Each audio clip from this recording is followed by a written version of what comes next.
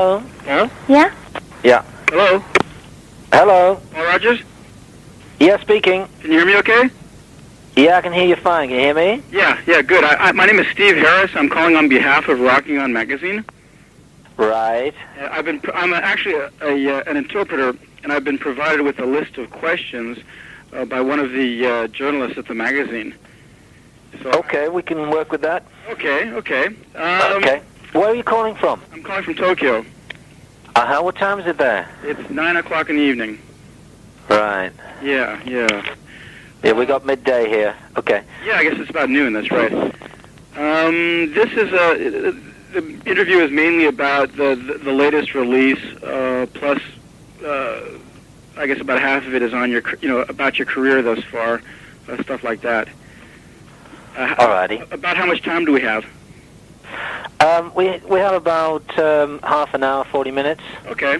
Well, we'll try to keep it within the bounds of decency. Okay, great. So as not to tie you up too long.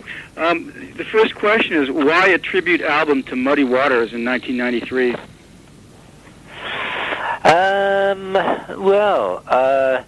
It's full circle for me. I started out playing blues, and I got a phone call in about September, I think it was, of last year, from Phil Carson at Victory Music, asking me would I like to sing and do a blues album. Mm-hmm. And I said yeah, because I've always loved the blues, and I've actually never really recorded too much of it, although it's influenced a lot of my work, as it were, through the years.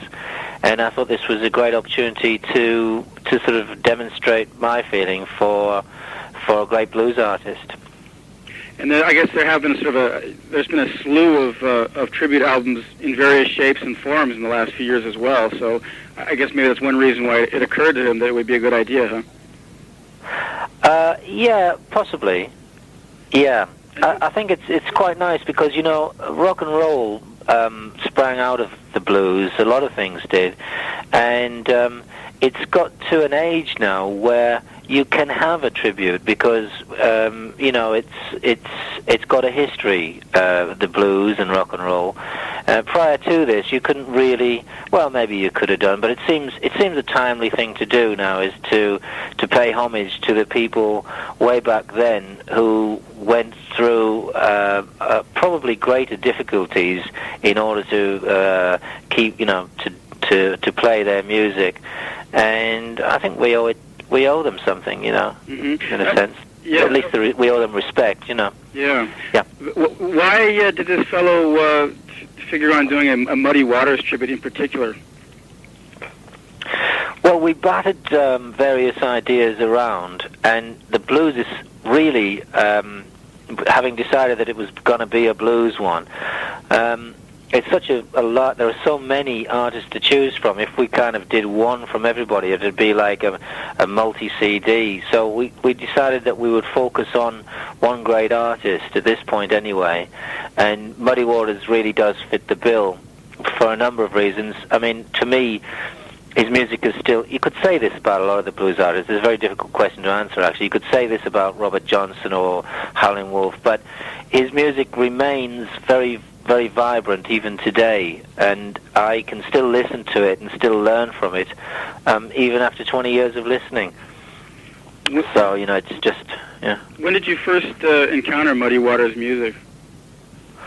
Well, I've had an album, and I've still got it, and I treasure it. It's an old crackly vinyl album for about 20 years, and it's called The Best of Muddy Waters, and it's got a lot of great songs on it. Actually, they've just released it on CD, so you can actually get it, but it was, at one time, very obscure, I mean, I've treasured that album for a number of years, and I still can get a lot from it. Was that something you were listening to before you started up with blues rock? Yeah, well, yes, it was.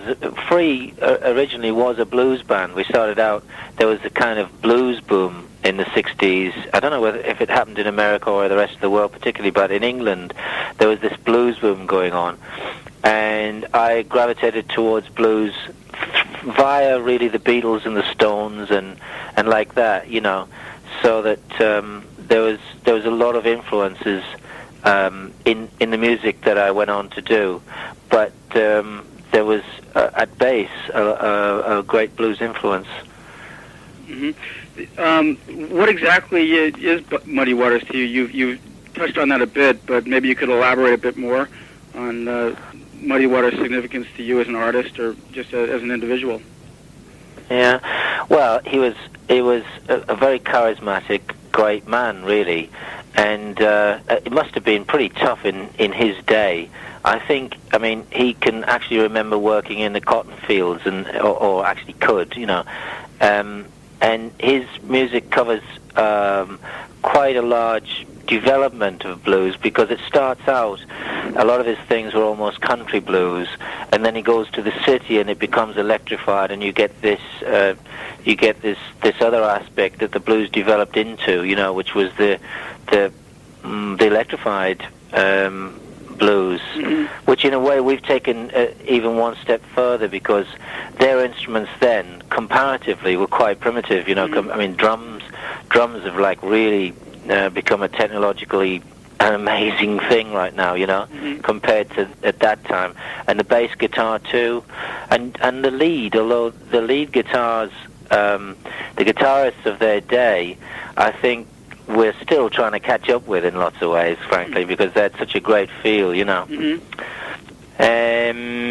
So what we did was to listen to, we sort of like get the guys in the rehearsal room with the equipment and all these blues records, and just reinterpret it, I guess, today's terms, Do you see yourself as a blues singer, or is that something you kind of aspire to be, and you sort of... Yeah, I see myself as a blues soul singer, or a soul blues singer, whichever way around, because I feel that the two are brother and sister. I mean, they're very interrelated, and I think soul sprang out of blues rather than the other way around, frankly, because historically, anyway.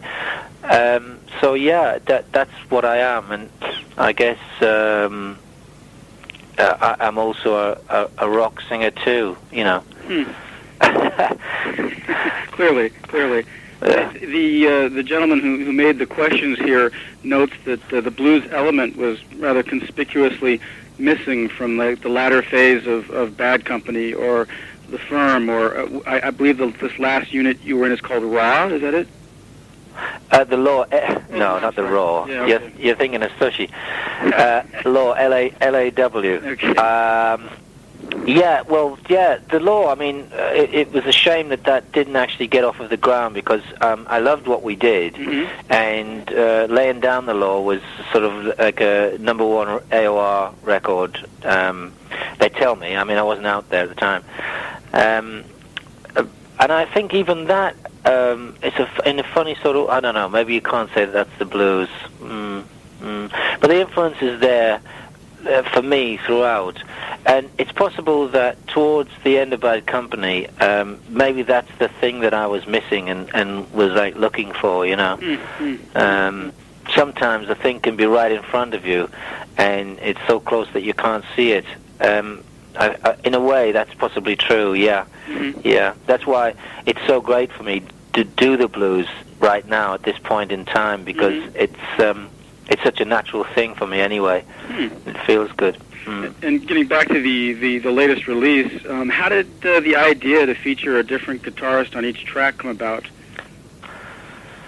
Well, Phil Carson called me from Victory and said, Victory Records, and asked me if I'd like to do the blues album.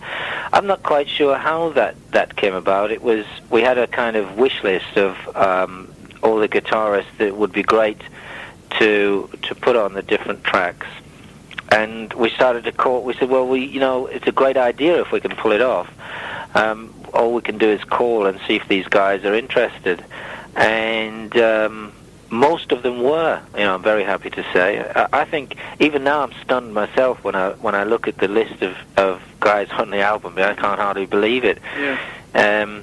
And they were all great to work with. I have to say they were really professional, and no egomaniacs. They were, when they get in the studio, they were the business, and it was just great. It was a beautiful thing. This might be rather difficult, but he wants I have a list of the guitarists here, and he wants a little, a brief rating of each one here, starting with Buddy Guy. Well, Buddy Guy was as one of my heroes. I mean, it was an absolute thrill, really, to work with him. We contacted his manager, Scott Cameron, who actually was Muddy Waters' manager during his lifetime, and still manages his estate, I believe. You know, all the songs and stuff.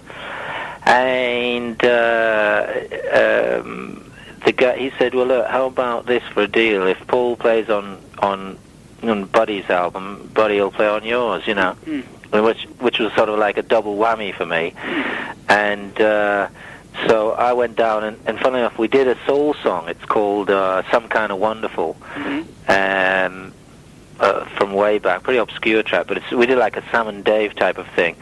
And then he came along, and we did this acoustic version of one of my songs, actually called Muddy Water Blues. And it was, for me, absolutely wonderful, because I'd listened to this guy when I was at school, you know, and to be sitting, playing guitar and singing with him next to me was awesome, to say the least. I was so nervous, but you know, I don't think it shows, you know. I don't think it shows too much. It was just such a great feel. How about Trevor Rabin? Trevor, let's see. Yeah, Trevor plays on 2 tracks. The first one, that was pretty much... actually, he was the first guitar player to actually come across and say, "Yep, I'll do it." And we sent him Louisiana Blues, and we did about 50-50 of sending the track to the guy, to the particular guitar player, and then him returning it. And sometimes I could get there and we could do it together, you know. So it's about half and half. And Phil, you know, Phil's obviously got a connection with Trevor, because they work together.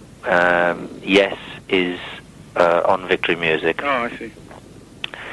So that was like, that's the way that was connected there. And he played absolutely stunning guitar. Pino, the bass player, is also, you know, I'm a big fan of.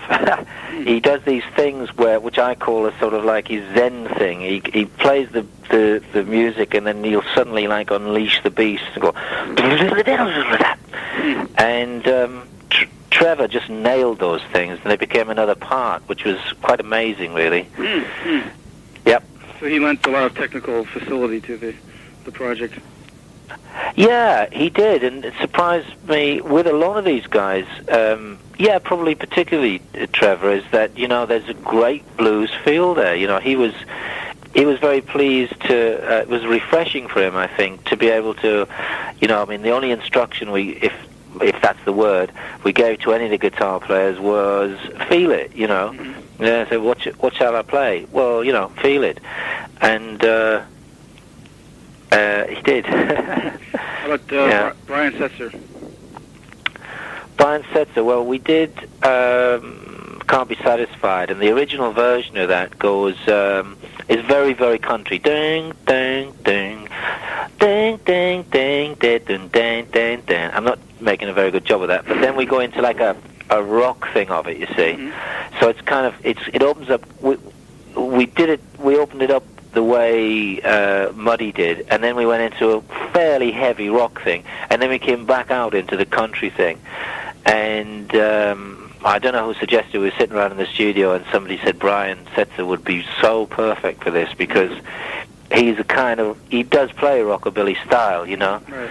And so we called him, and he said, yeah, he'd love to do it, and he came over to the studio, and he played beautiful on it. You know, there's a kind of sense of humor to the ding, ding, ding, ding, ding, and then it comes in very heavy. I don't know if you've heard the tracks at all.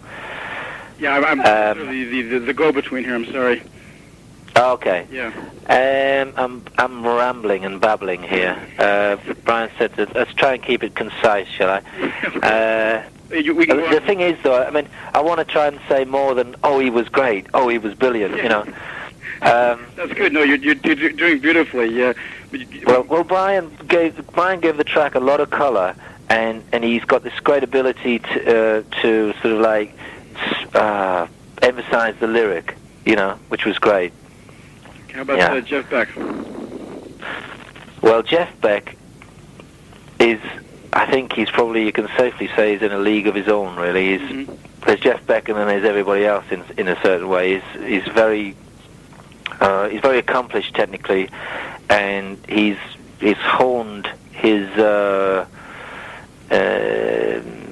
energies so that he can channel the feel technically as well. So he's just a very superb guitar player. He plays 3 tracks, and his roots are very much in the blues. You can definitely hear it, but he's also technically way out there too. So he's a pretty awesome guitar player, really. All in all. Okay, Richie Sambora. Yeah, Richie Sambora flew in from doing his video. He was telling us about the mountaintop video. You seen that? No. Oh, he's standing on a mountaintop playing his guitar with the camera going around it and stuff, and he was telling us about how they couldn't get him off, you know, and they had to like get the helicopter as close as they could, and he had to fucking jump. He says. He was like, you know, a ball of energy, and he plays on Good Morning Little Schoolgirl, which we have 2 versions. He plays on the sort of fast version, if you like, the up-tempo version, and he added a lot of fire and vitality to the track. He's a great guy. Steve Miller. Steve Miller, he's beautiful. He plays on Hoochie Coochie, and although he plays very, very simply, it's amazing how effective he really is, because the track was incomplete without him, and he was like the final piece of the jigsaw that just made everything just lock together, and simple but beautiful. Dave Gilmour. Oh yeah, Dave Gilmour. He played something on the Law album, and I was really knocked out with his guitar playing. He's got a great blues feel, very mature, and what can I say? He has a great feel for the blues, and I love his playing, you know. Slash. Slash. Yeah, he's a great guy. Actually, Jason Bonham, the drummer on this album, I don't know if you know the lineup or anything, but anyway, Jason's drumming on this. He met Slash in a nightclub and recruited him over a few beers, I do believe. And he plays great on the Hunter, you know. Yeah, it's good. Yeah, very good. Gary Moore. Well, Gary Moore's another one. He's really at the forefront of, if there is such a thing as a blues revival going on, I guess Gary would be at the forefront of it, because he's very committed to the blues, and he's been doing it for a lot of years, you know, very purely, you know. And it's great to have him on. He's another one that has a great way of emphasizing the lyric, you know. He goes, I took her to a funeral, the dead jumped up and run, and the guitar goes, you know, it's really cool the way he does that. It's good character, great guitar player. Brian May. Brian May, well, I love Brian. He invited me out to play at the Guitar Tribute in Seville. Guitar Legends in Seville. Right. And we sort of got to know each other then. And he's very much, he's got very much his own character and his own style of playing, which surprisingly enough does lend itself to the blues. He plays a solo in a complete blues track here. We're talking about 12-bar blues, and his character, that Queen thing where he uses the harmonies and stuff like that. He still manages to put his stamp on it and remain within context of the blues. Excellent guy. And last but not least, Neil Schon. Ah, Neil, you swine. No, Neil's good. Don't print that, please. Neil's great. He's going to actually come out on tour with us when we do a blues, sort of like blues clubs club dates in America in April. We're going to do about a month out there, and he's got a great feel, a very, very good feel. Great guitar player. And this is a question sort of in regard to all these guitar players. This guy was wondering, is there any one of these guitar players who sort of gels most with your idea of the blues, the Paul Rodgers style of blues? Is there any one guitar player who you seem to be on the nearest wavelength with respect to the blues? Ooh, it's a tough question to answer. I actually feel honored that each and every one of them has played with me on this album, and I really wouldn't like to say which I prefer, because it might be seen as putting the others down in some way, and in fact, it's very hard to choose. I haven't really decided yet. I mean, they all do such a great job. They're all great. Okay. One last question about this one album here. Some might contend that this sort of a session jam type of album is kind of out of touch with the times. That doesn't bother you? Well, it would if it were true. I hope that it's not. I like to feel. I mean, for myself anyway. There's a lot of there isn't enough out there of music which is like players sparking off of each other.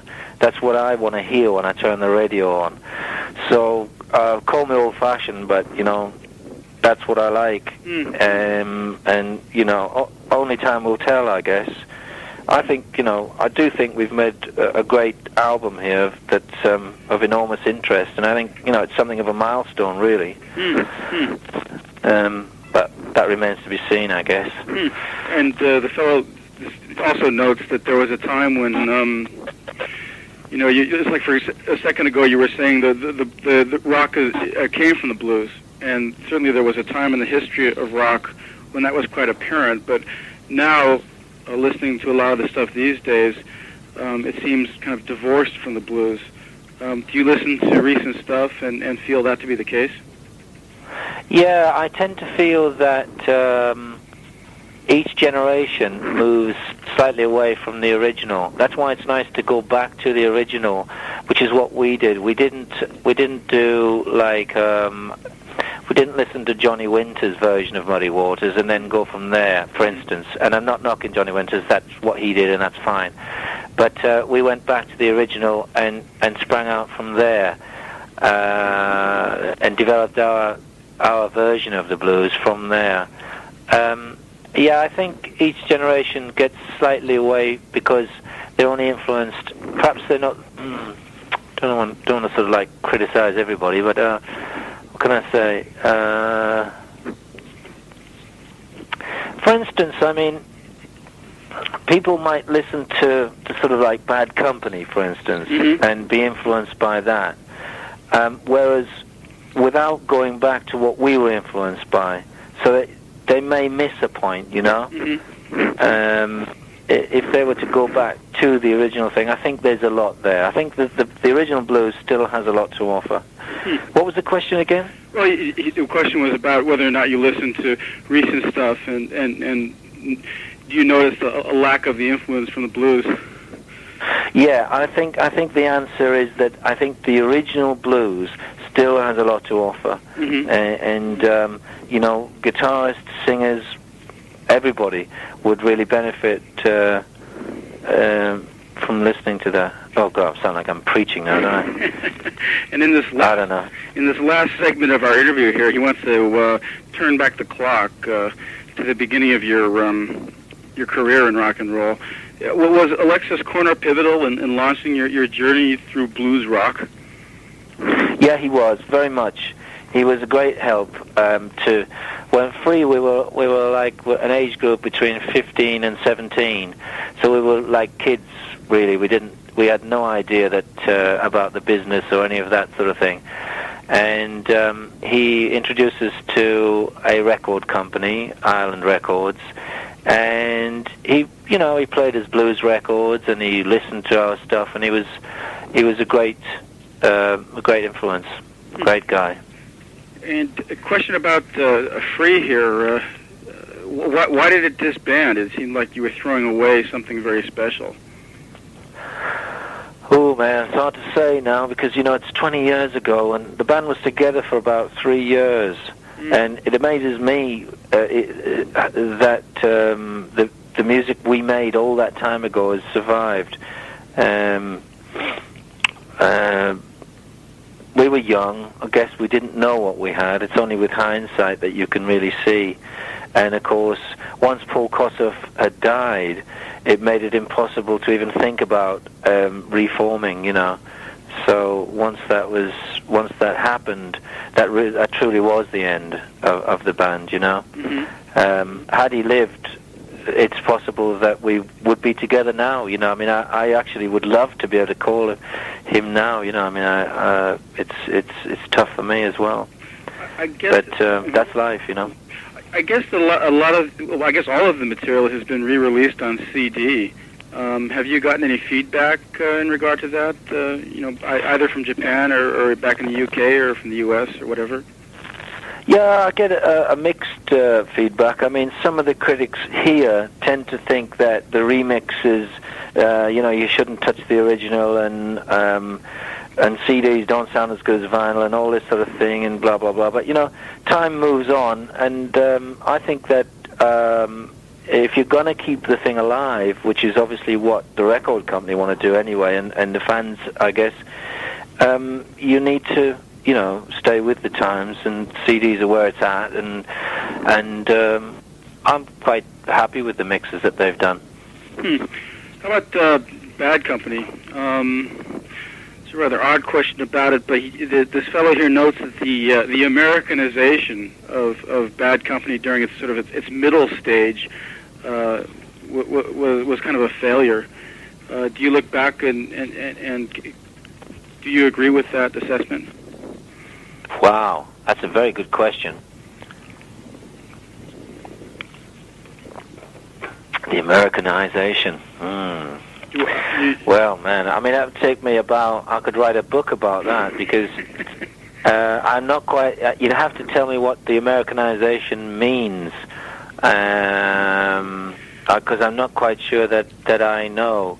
I tend to think of rock music as a global thing anyway. Mm-hmm. It's not American, it's not Japanese, it's not particularly English, although there are characters from each, you know what I mean? Yeah. Like there is an English character and there is an American character, but music itself is a global thing.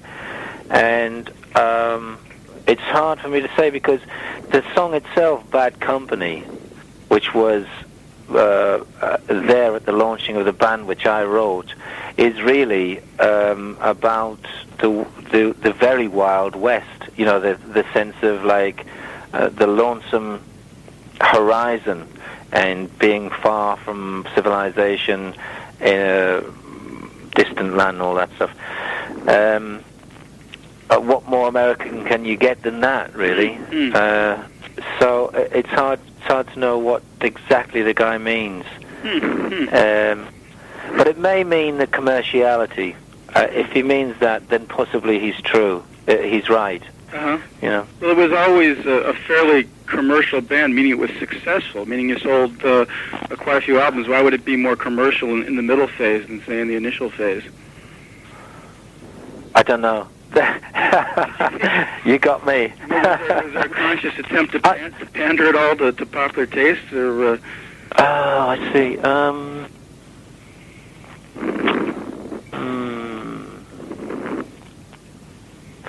don't really think so. No, I think we pretty much went our own way, and you do have to you do write towards a song or an album being successful, and you do tend to try and do things that you know will work or that you hope will work. That's just the natural development of the band. I think for me, I enjoyed the time in Bad Company. Now looking back, and I think we influenced a lot of people, and I think we did okay. It's possible that for me, what happened was that I tended to just there was something missing, and that's why I left the band.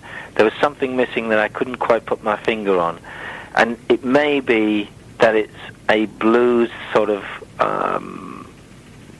thing that I was missing, you know. Yeah, that's why doing this is very satisfying for me. Yeah.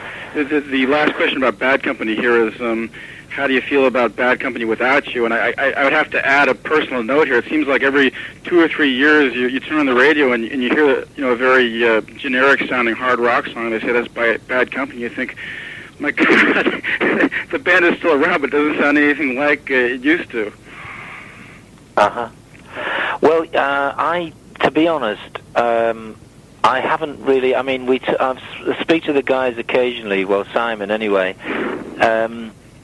but I haven't really followed the band's career since I left. To be honest, so I couldn't really comment on what they're doing right now. You know, I know it's a tough business, and you aren't sent promos or informed of their latest direction or whatever. Not really. No, I don't see why I would be really. No. That's interesting. I mean, you started up Bad Company. I mean, certainly people associate the name with you, so I would think you'd be interested in at least the band's reputation. Well, as it's out of my hands, I find that it's better for me to not get involved. You know, I mean, it's there's the whole sort of like record company thing there that, like, you know, they have the name now and they're off and running with it, and really it's no longer appropriate for me to comment. I guess, you know, is the thing to say here. Professional courtesy. Something like that. How about the firm, your relationship with Jimmy Page? I suppose that you knew each other for years. How has it sort of evolved into a band? The firm. Well, it's I don't know. How do these things happen? He came round, and I've got a studio here at my house, and we started doing things, you know. And it seemed like the thing to do is to get a band and take it out on the road. He was very keen at that time to get out on the road. I was less keen, but you know, it developed. It's one of those things that had its own momentum. The interesting thing with Jimmy and I is that we didn't have a contract between us at all. It was just purely a handshake, and we said, okay, we'll do 2 albums and we'll do 2 tours, and then we'll see how we feel at the end of that time. And at the end of that time, we both felt that, you know, it was fine, but we would leave it right there, you know. There's no acrimony. We were still good friends. But I don't think that we are quite as musically compatible as it would appear on paper. Do you know what I mean? Yeah. It's a very difficult thing to analyze whether that's going to work. But I think what we did, I'm very proud of what we did, particularly Midnight Moonlight Lady, and quite a few other things, you know. Yeah. The initial agreement was for it to only last 2 records, though. Yeah. Just give it a go and put out 2 records, and that would be the end of it. Well, and then take stock and see whether or not we would continue after that. Yeah. It's kind of unique, isn't it? Yeah, it certainly is. And you touched on the law a second ago, and I can't remember how far we got into that, because question was scheduled for the end of the interview. Maybe you could once again. I've messed up your schedule, huh? Right. We have to cover these things in the planned stages. Okay. So Yeah. how about law then? What was the question about it? What's transpired since the first album was released? Oh yeah. Well, I thought that the law was a very beautiful thing in concept. The idea was that Kenny and I would be we would be like the law, and then we would add different musicians depending on which direction we wanted to take the thing. I mean, I had in mind doing all kinds of different things. Possibly even a blues album, possibly a soul album, you know what I mean? Mm-hmm. And then possibly an original album. And the idea initially was just to kind of get it off the ground, and laying down the law of the track did reasonably well, I think. It was #1 AOR record in America. Mm-hmm. And what happened? We're still good friends, Kenny and I Mm-hmm. think we may work together in the future. Mm-hmm. But I don't know.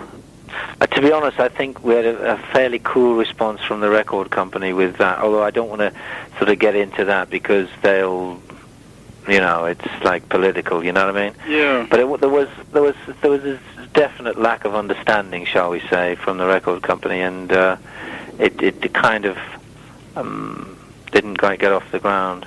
Well, and So I decided that. No, but please continue.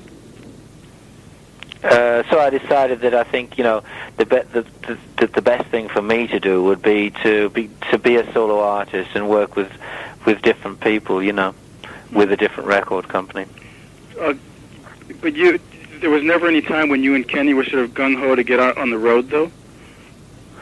Yeah, it's funny. We tried very hard to get out on the road. In fact, in all its life, the law only did one date, and that was at Milton Keynes with ZZ Top. And I think there's about like 80-odd thousand people there, and it was a brilliant gig, outdoor gig, Uh-huh. And we were hoping that would break the ice and get some things moving, but somehow it just didn't. We just couldn't get the thing going, Strange. These things just sort of dry up and blow away, I suppose. But yeah, it's either a thing gains momentum or it doesn't. It's hard to say what will make it. Mm-hmm. I think now though I'm very happy working with Victory because Phil Carson and I are on the same wavelength with where to go with this thing, and really I'm looking forward to getting out and touring, and we're going to be doing some club dates in America. Did I mention that? No. Yeah, we're going to be doing some club dates in America and hopefully generate some heat, Yeah. So I'm very much looking forward to that. You mentioned That's another Roots thing. You mentioned the involvement of Neil Schon in that. Who else would be involved in the live show? Jason on the drums, Jason Bonham, Mm-hmm. and Pino on bass. Mm-hmm. So it'd be a pretty hot band. Who is this Pino fellow? Pino Palladino. He is a session bass player. Mm-hmm. He's done a lot with Paul Young. He was on Wherever I Lay My Hat. He's done a lot of things. Oh, he plays And the to me, fretless. yeah, Mm-hmm. yeah. To me, he's a brilliant bass player. I see. Okay. There was actually one question I missed here. Were there any other guitarists considered for the Muddy Waters tribute? Yeah, there was I think about 3 that didn't come across, but I think that's not too bad when you consider it's like it's a pretty high percentage Mm-hmm. of the guitarists that did make it. And who are the 3 that didn't make it? I would have liked Jimmy to play on one of the tracks, but he was involved with his new project and couldn't make it, which was a shame really. But then Jeff played very well on that track, so that was cool. Who else was there? I would have liked Santana. Would have been nice to play on one of the tracks, but again, his schedule wouldn't permit. And also, I would have liked Billy Gibbons to play on one of the tracks, but that didn't come together. Mm-hmm.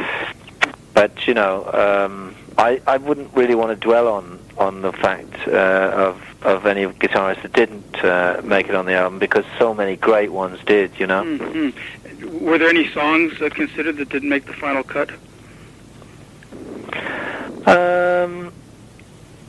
No, I think pretty much went according to plan. Okay. Good. I just missed that question in the last segment there. All right. Well, I see that the clock now says 40 minutes, so I guess our time is up. Thanks a lot for all your help. You've been okay. You've been Thanks. You've been very thorough. Oh, good. I hope you can put something together with that, Steve. Oh, I'm sure. Okay. Yeah. So great. Well, good luck. Yeah. And again, this was for Rocking On magazine. Okay. Right. Okay. Okay then. Okay. Take care now. You too. All right. Okay. Bye-bye. Bye.